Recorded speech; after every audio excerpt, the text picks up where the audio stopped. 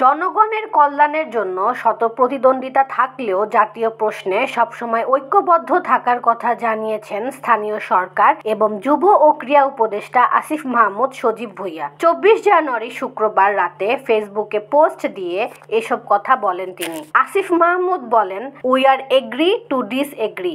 বাংলাদেশের রাজনীতিতে ইতিবাচক প্রতিদ্বন্দ্বিতা থাকবে। জনগণের কল্যাণে কে কত অগ্রগামী এই চেষ্টা ডিবেট থাকবে। তবে রাজনৈতিক সংস্কৃতিতে ফ্যাসিবাদী শক্তি ব্যতীত কারোর সাথে কারো শত্রুতা থাকবে না। শত প্রতিদ্বন্দ্বিতা থাকলেও জাতীয় প্রশ্নে আমরা ঐক্যবদ্ধ থাকব।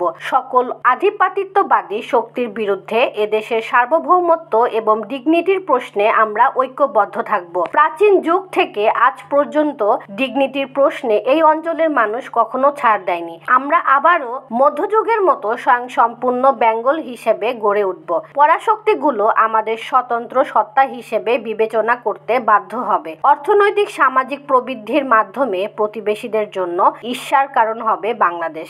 আসিফ মাহমুদ সজীব ভুঁইয়া আরও বলেন, এর জন্য প্রয়োজন মতানৈক্য সত্ত্বেও কিছু বেসিক প্রিন্সিপালে সকলের ঐক্যমত। তাহলেই বহিঃশত্রুরা আমাদেরই বিরুদ্ধে ব্যবহার করতে পারবে না। ক্ষুদ্র ব্যক্তি কিংবা গোষ্ঠীর স্বার্থের ঊর্ধ্বে স্থান পাবে জাতীয় স্বার্থ। এমন একটা বাংলাদেশের স্বপ্ন দেখি। এমন বাংলাদেশ গড়ার লড়াইয়ে ফ্যাসিবাদী বিরোধী সকল শক্তির মধ্যে ঐক্যের বোঝাপড়া থাকাটা গুরুত্বপূর্ণ।